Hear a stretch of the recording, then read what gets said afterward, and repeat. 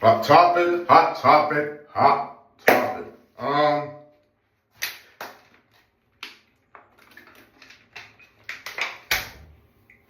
Let's talk NBA basketball. First of all, I want to say good game to both the New York Knicks and the Indiana Pacers, and also to the NBA. Salute to you for letting them play and basketball being basketball. Now, with that being said, last night's game. What I saw with these eyes, like I said, I'm no scholar and I'm definitely not a journalist, but I'm just giving you my personal opinion. But from what I saw a hungry New York Knicks team. These Knickerbockers came out yesterday to basically put a stand. You know what I mean? Like I said, our neighbors are very scrappy. But they came out last night and they fought. You know what I mean? Jalen Brunson, he was out there, shoulder. He was over there giving people the shoulder. He did his thing, 32 points. He had a good night. He led his troops. Jalen Brunson looks like, and this is a shot to the New York Giants and the New York Jets. I think you found your tight end and running back combo, because Jalen Brunson is definitely a running back. You know what I mean? And Cat looked like Tony Gonzalez out there yesterday, man. He was carrying 2-3 people at a time. You know what I mean? He was screaming. He was getting in people's faces. All that good stuff. But one of my unsung heroes that I feel like people don't talk about is Robinson. Robinson's scrappy, brother. I mean, he plays hard. He plays, he exerts a lot of energy on that defensive side. He crashes the boards. I don't think this guy ever speaks, nor does he complain. So salute to you, Robinson. But on the Indiana Pacers side, I honestly feel like the Pacers took their feet off the brakes. You know what I mean? Or off the gas, I must say. They took their feet off the gas. They pretty much felt like, okay, you know what? My personal opinion, again, like I said, let's go win the game on our home court. You know what I mean? But be careful. Be careful. Because,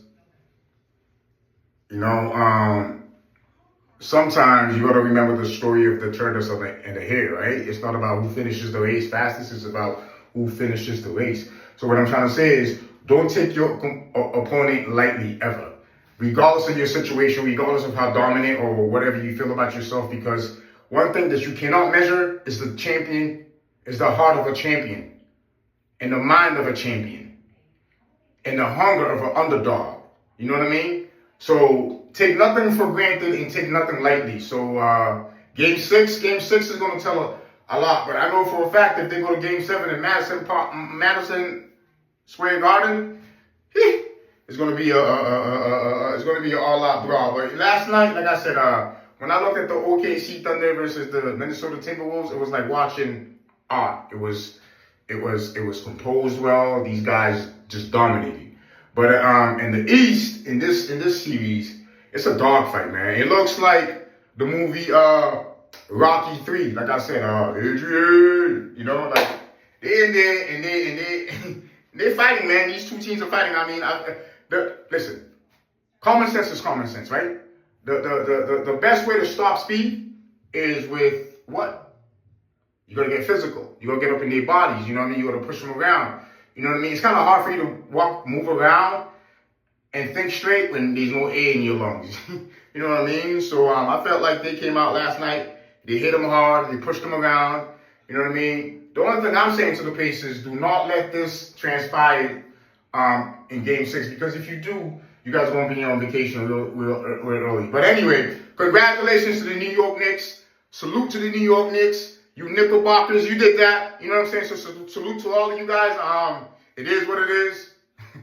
You know what I mean? You guys did that. So enjoy this win and see you for Game 6. But salute to the Knickerbockers. Respect. These guys played hard last night. Josh always shows heart.